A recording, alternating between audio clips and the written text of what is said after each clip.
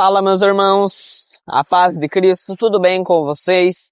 Então, nesse vídeo aqui eu vou estar falando também sobre as parábolas de Jesus, só que esse vídeo vai ser um pouco diferente, porque como eu falei no vídeo passado, aqui eu vou estar falando sobre os dois livros considerados apócrifos, chamados de Apocalipse de Abraão e Apocalipse de Baruque, que vão ter uma conexão tremenda lá com as parábolas de Jesus, as parábolas dos trabalhadores da vinha, dos lavradores maus, do mordomo infiel, aquelas parábolas que a gente já estudou no canal, sabe? Que falam sobre as 12 horas de trabalho dos servos do Senhor. Então, é sobre essas parábolas que esses dois livros, Apocalipse de Abraão e Apocalipse de Baruque, livros considerados apócrifos, que ficaram de fora da Bíblia, tanto da Bíblia protestante como da Bíblia católica, mas que são inspiradíssimos pelo Espírito Santo e inspiraram os apóstolos, inspiraram Jesus a falar o que Jesus falou. Inspiraram os apóstolos a escrever o que eles escreveram. Então é sobre isso que eu vou estar falando nesse vídeo, beleza? Aqui eu não vou estar lendo os textos, mas eu vou estar citando eles aqui de cabeça, beleza? Porque eu dei uma lida antes, né, neles, ali, então por isso eu vou estar citando eles aqui para vocês. Daí vocês podem aí conferir e ver tudo certinho, beleza? Então, a parábola dos trabalhadores da vinha, ela fala, né, de uns pais de família que chamou servos para estarem trabalhando na sua vinha.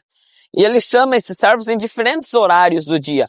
A uns ele chama na hora primeira, que é às 6 horas da manhã.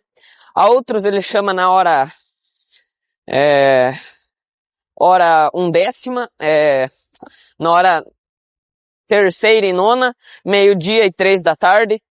A outros ele chama na hora ali na hora nona, né, 3 horas da tarde, e a outros ele chama na última hora, a última hora do dia, que é o quê? Que é a hora 1/10. A gente sabe que a última hora vai nos remeter lá para o tempo do fim, certo? Então, Baruque e Abraão falaram disso nesses livros. Então, até como os irmãos aí me pediram, né, para eu estar dando meu parecer aí sobre o livro do Apocalipse de Abraão e Apocalipse de Baruque, eu tô dando aqui o meu parecer sobre esses livros. Esse vídeo aqui vai servir até como uma introdução, né, para esses livros, porque não é só isso daqui que eu vou falar nesse vídeo que vai ter a ver com a Bíblia, que vai ter a ver com as parábolas de Jesus. É muito mais. Até eu tava meditando com isso, né, escutando também esses livros, é muita coisa inspirada pelo Espírito Santo. Todo livro é inspirado pelo Espírito Santo, né? Mas quando eu digo é muita coisa, é porque é muita coisa fazendo conexão com a palavra de Deus. Então, se você que creu no livro de Enoque, você que aceitou esse livro como palavra de Deus, então é certeza que quando você ouvir o livro de Apocalipse de Abraão e Apocalipse de Baruque, você vai aceitar também. Porque uma coisa é se você não creu no livro de Enoque, daí é diferente. Porque quem creu no livro de Enoque, esse livro é tão tremendo como Enoque. Ou tão tremendo que eu digo, o livro de Baruque, Apocalipse de Baruque. E com certeza, se você já ouviu Enoque, já creu em Enoque, já estudou Enoque, vai crer nesse livro. Porque ele é muito profundo. E não é porque ele ficou de fora da Bíblia católica, da Bíblia protestante também, que ele não é inspirado por Deus. Porque vocês sabem que Deus faz isso para provar nossos corações. Então, se ele deixou esses livros aí de fora da Bíblia, é para provar nossos corações. Porque imagine se o Apocalipse estivesse fora da Bíblia. Um dia ele já esteve. Um dia Martinho Lutero já deixou o livro do Apocalipse fora da Bíblia. Né? Ele tirou, a carta de Tiago também, ele considerava essa carta como uma palha, como não inspirada pelo Espírito Santo. Imagine se o Apocalipse estivesse fora da Bíblia. Você iria falar que o Apocalipse é um livro místico, né? Ali, um monte de ficção e tal, e, sei lá, signo, aquelas coisas lá, né? Uma besta de 7 cabeças, 10 chifres. Se ia falar tudo isso. Mas, como está na Bíblia, a gente crê. O livro de Ezequiel também, você ia falar que Ezequiel era um macumbeiro, pegando cabelo, jogando pro ar, jogando pro vento, pra não sei o quê, queimando o cabelo. Você também iria dizer isso. Então, como esses livros estão dentro da Bíblia, todo mundo acredita. E todo mundo usa eles e até distorce eles. Então, se a Apocalipse de Abraão e Apocalipse de Baruque estivessem dentro da Bíblia, era mais o livro que as pessoas iam pegar e distorcer. Entende? Então é por isso e por outros motivos que Deus já não permitiu que esse livro entrasse na Bíblia, para provar nossos corações, entende? Para nós não ter uma mente presa no sistema evangélico. É uma mente presa, só porque o livro está de fora da Bíblia, ele não é inspirado por Deus. Isso está errado. Olhe aqueles tesouros de Deus lá no livro de sabedoria, de Eclesiásticos.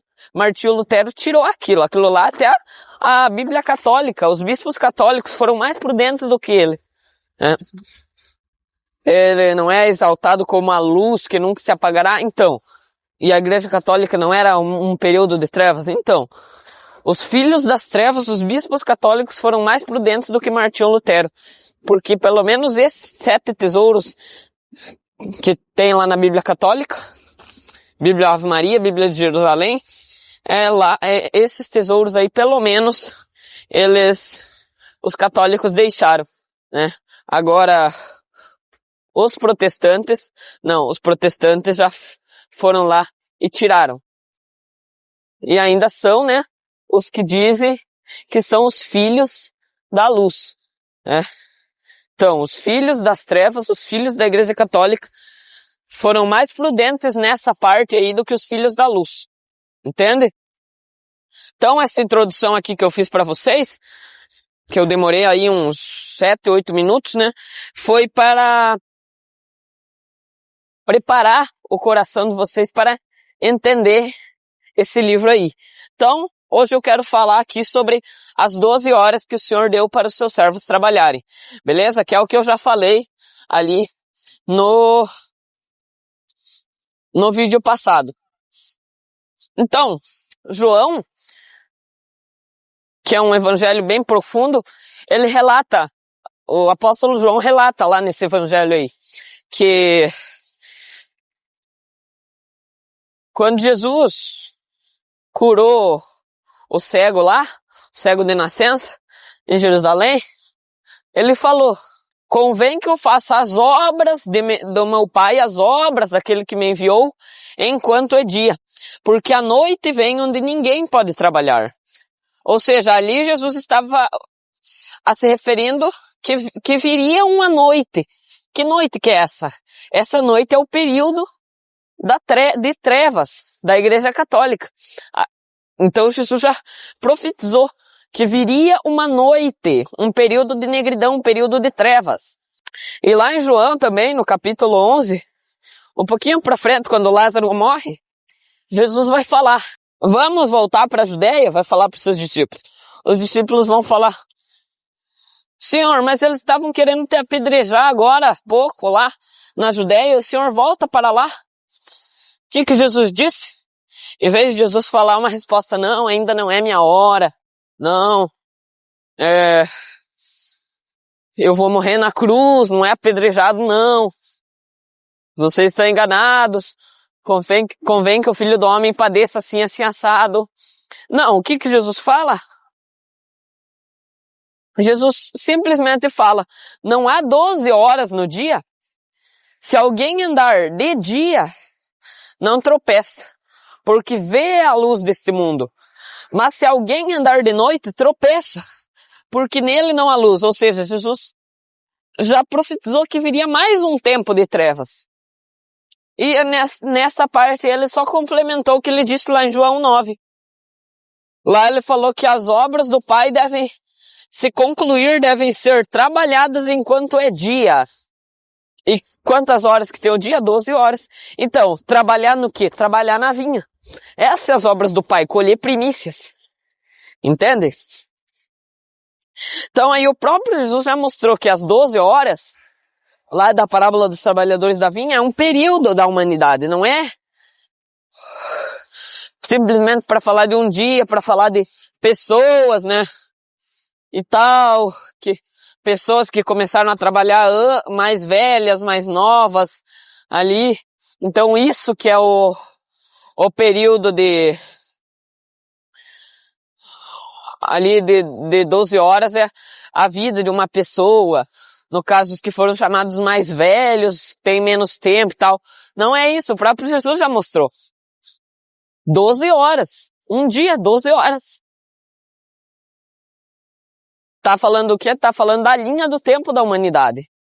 Porque o próprio Jesus também fala isso. Isso tá onde? Tá lá dentro do livro de Baruque. O livro de Baruque vai nos ajudar a entender corretamente o que é essas 12 horas. É a linha do tempo da humanidade, sabia? Lá em Abraão, Apocalipse de Abraão, capítulo 29, vou deixar o link para vocês da narração. Vou deixar o link para vocês da narração do livro de Apocalipse de Abraão e Apocalipse de Baruque aqui na descrição, beleza? Então, Abraão 29, Apocalipse de Abraão 29, vai falar que Deus determinou 12 horas para esse mundo, que ele compartilha juntamente com Azazel. Ou seja, esse mundo não está apenas na mão do Senhor. Porque o príncipe desse mundo é o inimigo, só que ele já está condenado já. Não há mais chance de arrependimento para ele. Como Jesus disse também no Evangelho de João. Esse é o Azazel, né? Então, para o mundo que o Senhor compartilha com Azazel, tá determinado 12 horas. Ou seja, é a linha do tempo da humanidade. 12 horas. Aí você já tem uma conexão com a parábola dos trabalhadores da vinha, né? Daí logo lá Abraão vai ver o Filho de Deus e alguns batendo nele de um lado, batendo, escarnecendo, outros adorando, e do outro lado também, pessoas adorando a esse Filho de Deus aí. Isso conecta com o que o próprio Jesus falou lá no Evangelho de João. Tá vendo tanto de conexões com o Evangelho de João? Jesus disse que Abraão viu o dia do Filho do Homem e viu e alegrou-se. Ou seja, Abraão viu o dia do Filho do Homem. Ele viu o Filho do Homem. E os judeus estavam ali vendo o Filho do Homem e não estavam crendo. Então, como que Abraão viu o Filho do Homem? Ele viu naquela visão. Na noite, um deles sacrificou pássaros lá e um profundo sono veio sobre ele e tal. Aquela lá foi a noite em que Abraão viu o dia do Filho do Homem e alegrou-se. E o livro de Baruque vai estar nos confirmando isso e ainda acrescentando mais detalhes sobre as 12 horas. Quer ver? Lá em Baruque, capítulo 56, você vai ter o profeta Baruque, companheiro de Jeremias. Ele teve uma visão onde ele via uma nuvem espessa, né? Ele via uma nuvem espessa e dessa nuvem espessa choviam águas, mas não era sempre a mesma água. Ele via que não era sempre a mesma água. Às vezes eram águas claras e às vezes eram águas escuras. As águas claras choviam uma vez, as águas escuras logo choviam da outra vez. E assim ia, né?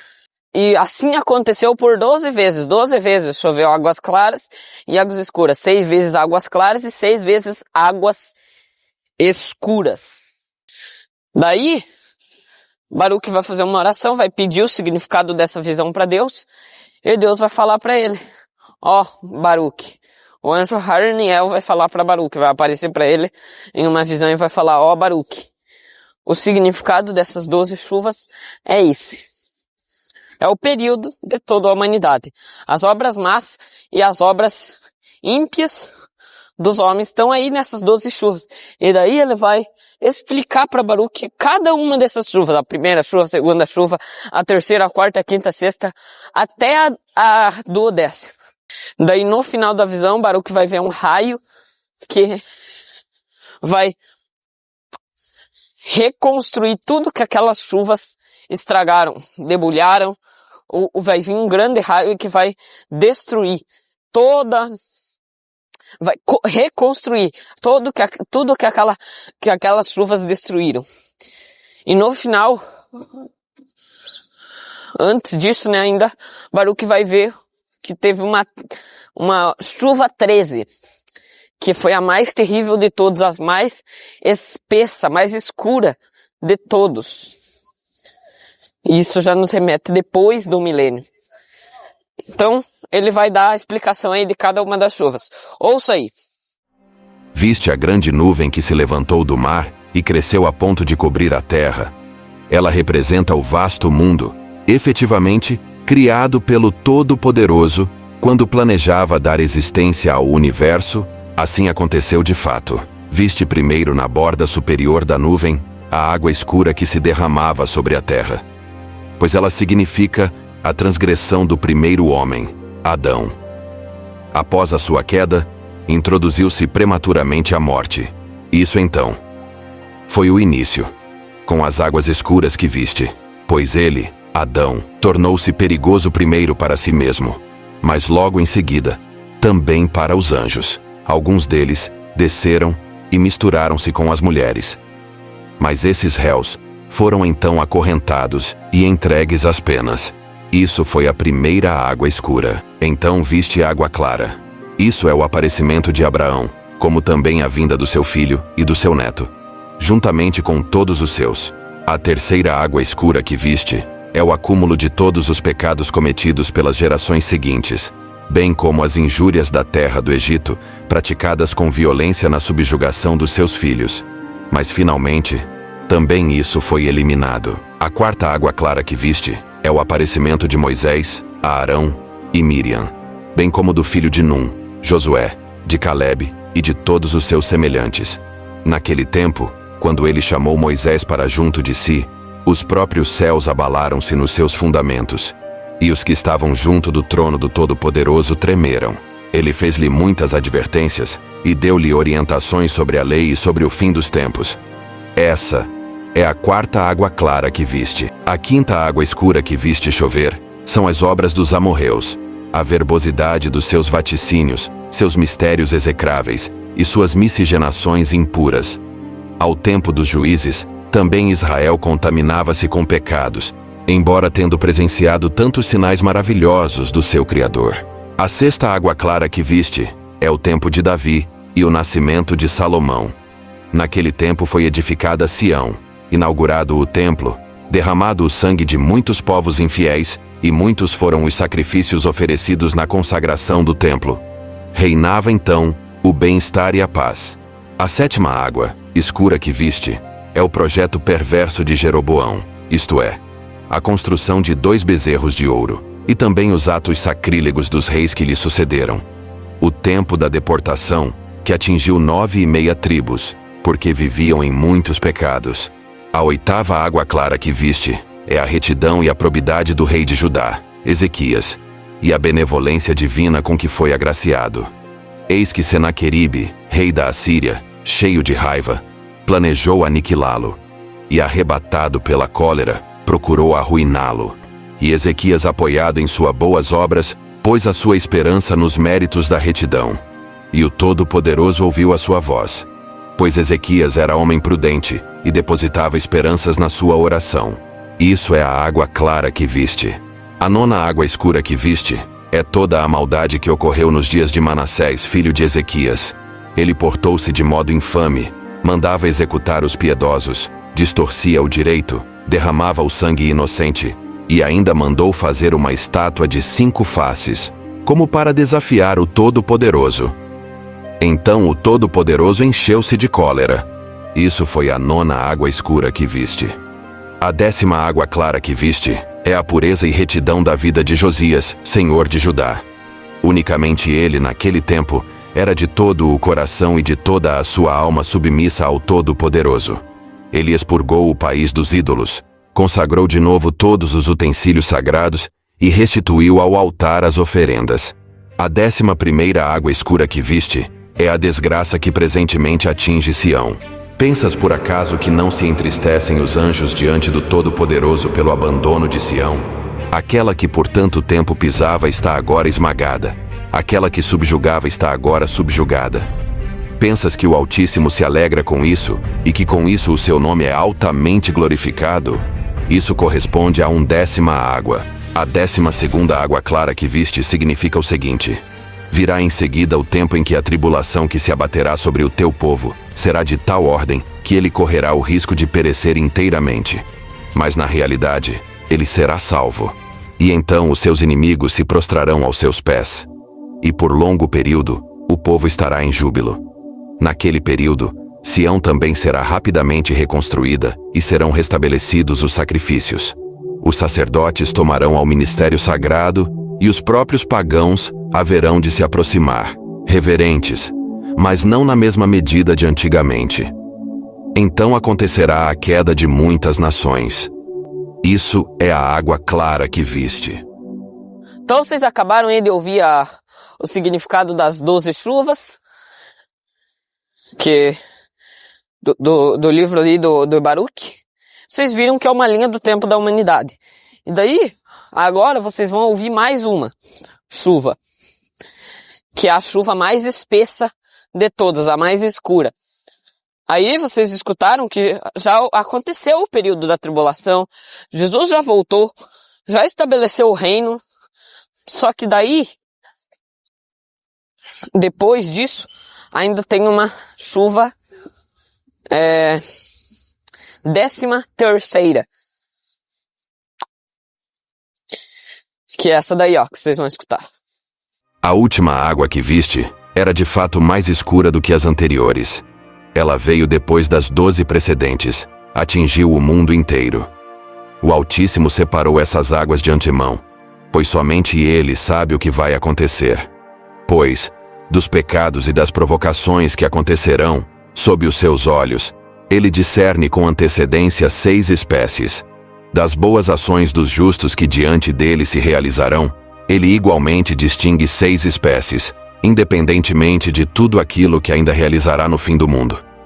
Por isso é que das águas escuras não resultou a escuridão, nem das águas claras a claridade. Então será o fim. Ouve agora o significado dessa última água negra. Dias virão em que os tempos estarão maduros. Próxima estará a colheita da boa e da má semeadura. Então, o Todo-Poderoso espalhará a confusão da mente e as angústias do coração sobre a terra, sobre os seus habitantes e os seus príncipes. Então eles se odiarão mutuamente e armar-se-ão uns contra os outros para a guerra. Os que estiverem em inferioridade, intrometer-se-ão com os próceres e os exíguos considerar-se-ão iguais aos potentados. Muitos serão entregues nas mãos de poucos, e os que não eram nada, dominarão os poderosos. Os sábios se calarão, e os nécios terão a palavra. Não se realizarão os pensamentos dos homens, nem as reflexões dos príncipes. Então o Altíssimo fará levantarem-se aqueles povos que ele havia preparado. Eles virão e moverão batalha contra os príncipes que ainda restarem. Mas todo aquele que sobreviver à guerra perecerá por um terremoto. Quem se salvar do terremoto, morrerá pelo fogo. E quem se salvar do fogo, morrerá pela fome. Quem então ainda puder encontrar salvação, e a tudo isso escapar, cairá nas mãos do meu servo, o Messias. A terra toda devorará os que nela habitam. A terra santa, porém, compadecer-se-á dos seus. Naquele tempo, ela protegerá os seus habitantes. E esta é a visão que tu contemplaste, e esse o seu significado. Então o que é essa chuva aí 13ª? E quem que é esse raio? A própria visão já explicou, é um Messias. O raio é o Messias. E a 13ª chuva é depois já do milênio, é depois já do reino do Messias. Então,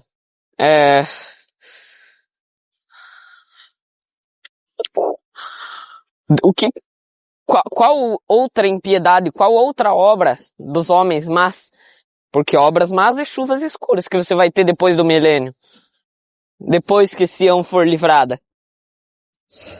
É só o último Gog e Magog, vai se repetir mais uma vez. O Gog e Magog. Mais uma vez o diabo vai ser solto e vai enganar por pouco tempo, não sabemos quanto, pouco tempo. Na palavra nos remete a 3 anos e meio, a 7 anos, a uma semana, quer dizer, uma semana profética, né? De 3 anos e meio. Então, quando o Senhor fala um pouco de tempo, não sabemos quanto, mas é um pouco de tempo. Não é um dia, não é uma hora, não é 2 minutos, e também não é muito tempo. 100 anos, 1 século, 1 milênio, 5 milênios, 10 milênios. É pouco tempo. Satanás vai sair e enganar as nações. E elas vão voltar, depois de ter visto a lei do Senhor sair de Sião, elas vão voltar. E vão se voltar contra o Senhor, vão pelejar contra Jerusalém novamente.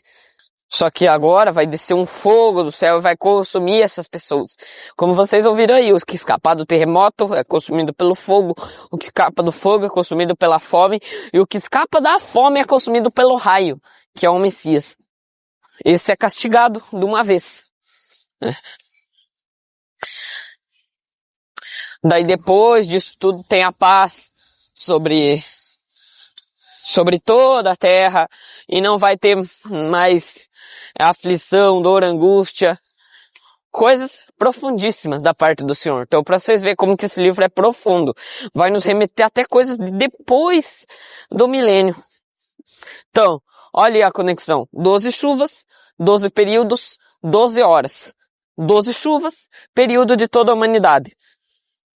Que é os 12 períodos, período de toda a humanidade. 12 horas para trabalhar.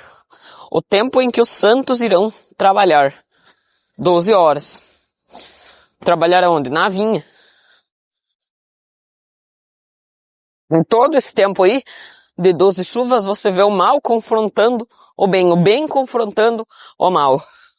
Chuvas negras versus chuvas claras. É a luta do bem contra o mal. Entende? É o período em que os santos têm que trabalhar. Os santos vão ter que trabalhar, sim, contra o mal.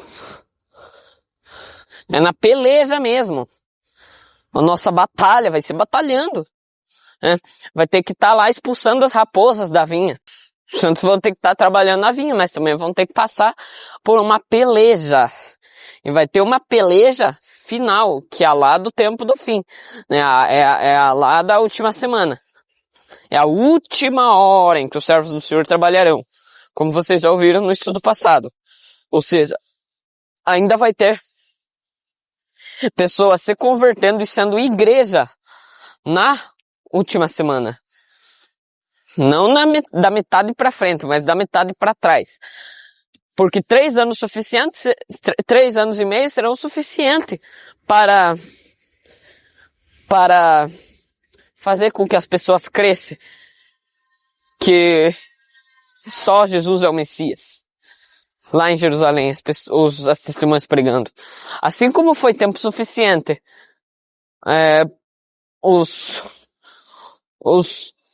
3 anos e meio lá de Elias, que nos remete para as 2 testemunhas, assim como aquilo lá foi suficiente para fazer com que as pessoas cresçam que só o Senhor é Deus e não Baal, assim os 3 anos e meio do tempo do fim vai ser suficiente também. E quem não crê nesses 3 anos e meio aí, daí não há mais chance nenhuma. Já. Daí as testemunhas vão começar a pregar e daí ali o pau come. Ali vai ser feio, daí ali as pessoas não vão mais estar ouvindo testemunhas, porque as testemunhas vão estar morrendo, já acabou o tempo da sua profecia.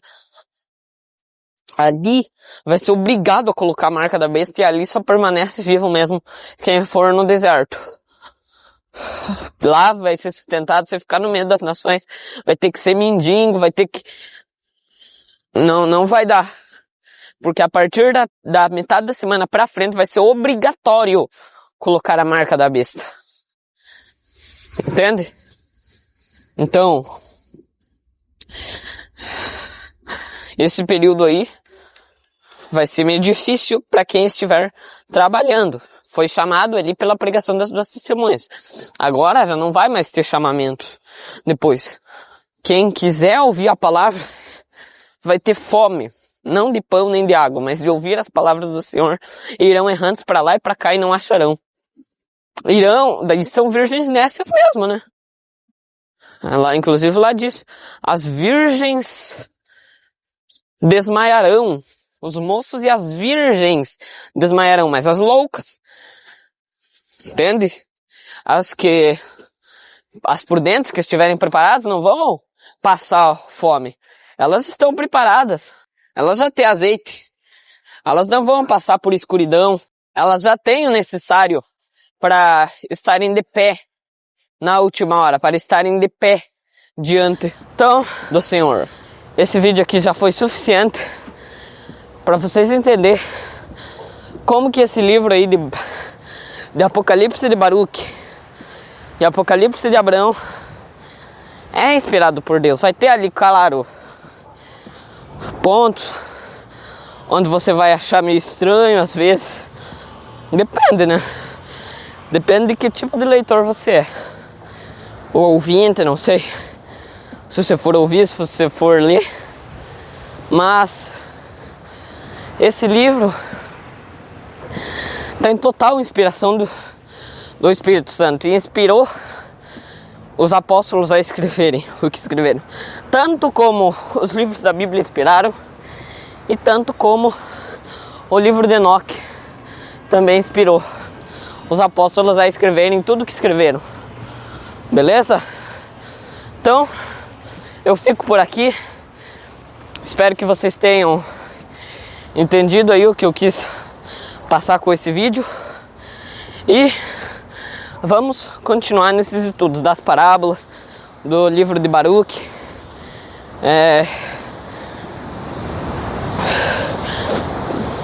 do livro de Apocalipse de Baruque, Apocalipse de Abraão. Porque Deus sempre trabalhou com apocalipses. Beleza? Então é isso. Fiquem na paz de Cristo e Deus abençoe vocês.